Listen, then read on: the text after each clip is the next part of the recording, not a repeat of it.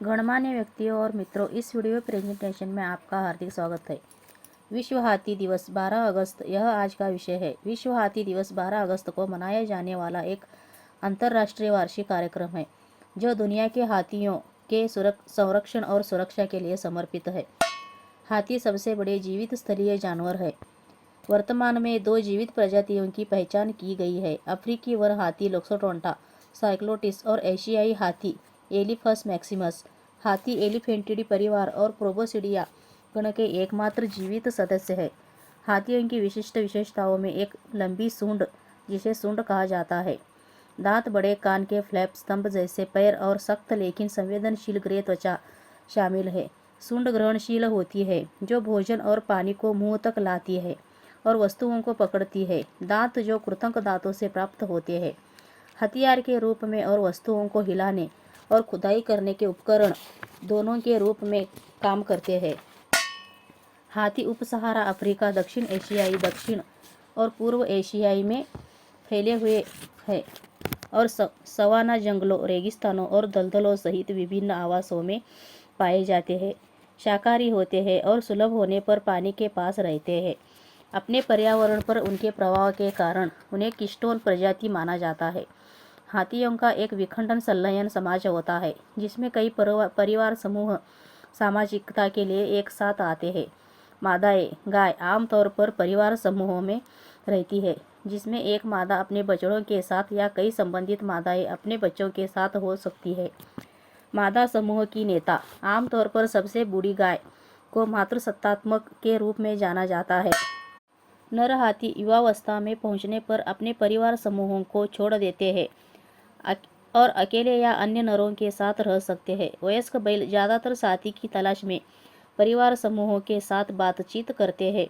वे बढ़ी हुई टेस्टोस्टेरोन और आक्रामकता की स्थिति में प्रवेश करते हैं, जिसे मस्ट के रूप में जाना जाता है, जो उन्हें अन्य नरों पर प्रभुत्व हासिल करने के साथ साथ प्रजनन सफलता हासिल करने में मदद करता है। बछड़े अपने परिवार समूहों में ध्यान का केंद्र होते हैं और 3 साल तक अपनी माताओं पर निर्भर रहते हैं। हाथी जंगल में 70 साल तक जीवित रह सकते हैं। वे स्पर्श, दृष्टि, गंध और ध्वनि के माध्यम से संवाद करते हैं। हाथी लंबी दूरी पर इंफ्रासाउंड और भूकंपीय संचार का उपयोग करते हैं। हाथियों की बुद्धिमत्ता की तुलना प्राइमेट्स और सिटेसिया से की गई है। IUCN की लाल सूची में अफ्रीकी झाड़ीदार हाथियों और एशियाई हाथियों को लुप्तप्राय और अफ्रीकी वन हाथियों को गंभीर रूप से लुप्तप्राय के रूप में सूचीबद्ध किया गया है।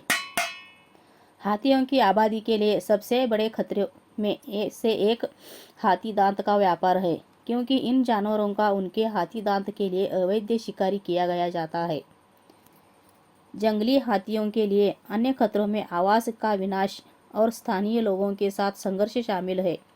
एशिया में हाथियों का उपयोग कामकाजी जानवरों के रूप में किया जाता है। अतीत में उनका उपयोग युद्ध में किया जाता था। आज उन्हें अक्सर विवादास्पद रूप से चिड़ियाघरों से प्रदर्शन के लिए रखा जाता है या सर्कस में मनोरंजन के लिए नियोजित किया जाता है। मानव संस्कृति में हाथियों का एक प्रतिष्ठान स्थान है और कला, लोक कथाओं, धर्म, साहित्य और लोकप्रिय संस्कृति में उनका व्यापक रूप चित्रण किया गया है। विश्व हाथी दिवस की कल्पना थाईलैंड में एलिफेंट रीइंट्रोडक्शन फाउंडेशन के महासचिव शेवापोर्न दरदरानंदा ने की थी।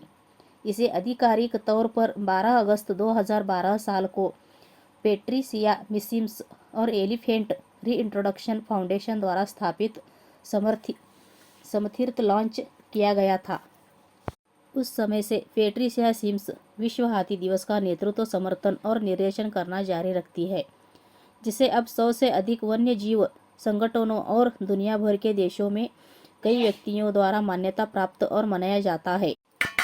विश्व हाथी दिवस का लक्ष्य अफ्रीकी एशियाई हाथियों की तत्काल दुर्दशा के बारे में जागरूकता पैदा करना और बंदी और जंगली हाथियों की बेहतर देखभाल और प्रबंधन के लिए ज्ञान और सकारात्मक समाधान साझा करना है। अफ्रीकी हाथियों को IUCN रेड लिस्ट में खतरे में बड़ी प्रजातियों में सुभेद्य और एशियाई हाथियों को लुप्तप्राय के रूप में सूचीबद्ध किया गया है। एक संरक्षणवादी ने कहा है कि अफ्रीकी और एशियाई दोनों हाथी 12 वर्ष के भीतर विलुप्त होने का सामना करते हैं। वर्तमान जनसंख्या का अनुमान अफ्रीकी हाथियों के लिए लगभग 4 लाख और एशियाई हाथियों के लिए 40,000 है। हालांकि यह तर्क दिया गया है कि ये संख्या बहुत अधिक है। पहला विश्व हाथी दिवस 12 अगस्त 2012 साल में आयोजित किया गया था।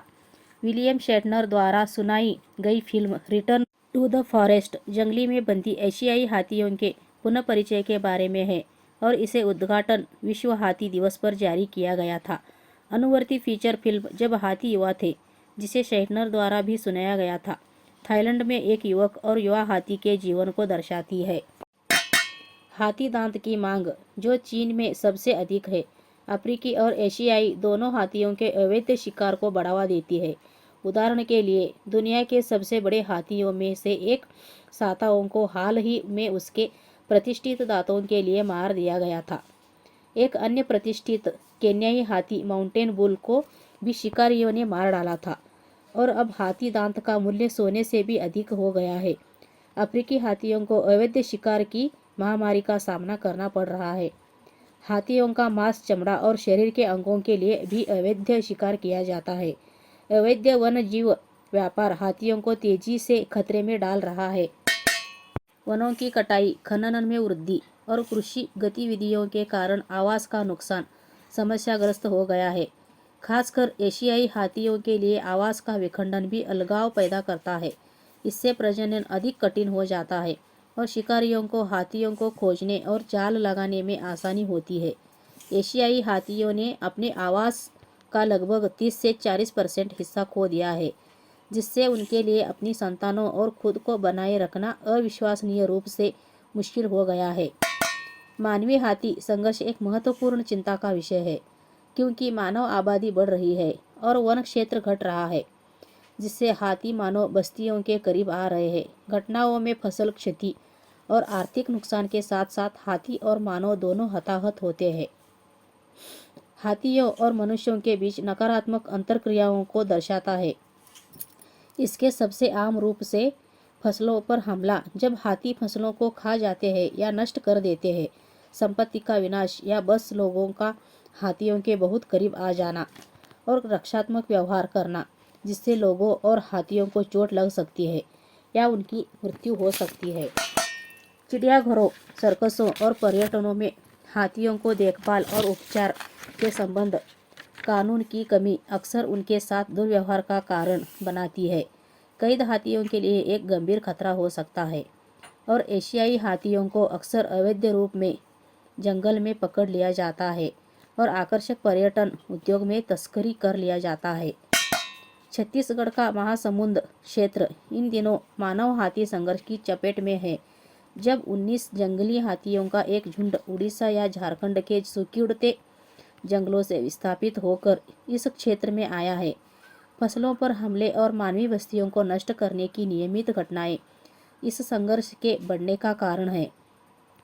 जब छत्तीसगढ़ वन विभाग ने तेजी से बढ़ते मानवीय हाथी संघर्ष को कम करने की पहल की, तो वाइल्ड लाइफ SOS ने जंगली हाथियों के झुंड पर रेडियो कॉलर लगाने की एक अनूठी योजना बनाई, ताकि हाथियों की गतिविधियों पर प्रभावी ढंग से नज़र रखकर गांवों को समय पर अलर्ट जारी किया जा सके। रेडियो कॉलर कार्यक्रम जागरूकता बढ़ाने और स्थानीय समुदायों को मानवीय हाथी संघर्ष की स्थितियों का प्रभावी ढंग से कम करने के लिए हितधारकों के रूप में शामिल करने में सफल रहा है। रेडियो कॉलर झुंड की मादा हाथी के स्थान को ट्रैक करता है, ताकि हम निगरानी रख कर सके कि वह मानव बस्तियों के पास आ रही है या नहीं। मादा हाथी के स्थान का पूर्वानुमान लगाने से उसके संभावित मार्ग का आकलन करने में मदद मिलती है, जिससे स्थानीय समुदाय के प्रतिनिधियों तक पहुंचने और गांव में अलर्ट जारी करने में मदद मिलती है। इससे मानवीय हाथी मुठभेड़ों वाले क्षेत्रों में संघर्ष को कम करने में मदद मिली है। जागरूकता कार्यशालाओं में जंगली हाथियों के जीव विज्ञान, व्यवहार और पारिस्थितिकी और संघर्षों से बचने के लिए अपनाए जा सकने वाले सुरक्षा उपायों पर आयोजित की गई इन सत्रों में हाथियों के व्यवहार, आवश्यक संघर्षण शमन रणनीतियों और पूर्व चेतावनी प्रणालियों के महत्व के बारे में भी शिक्षित किया गया। वास्तव में इन सत्रों में माध्यम से स्वयंसेवक हाथियों के आसपास होने पर गांवों को सचेत करने में सक्रिय रूप से मदद करते हैं, जिससे संकट के समय संचार अधिक कुशल और विश्वसनीय हो जाता है। This is the list of references. Subscribe please. धन्यवाद।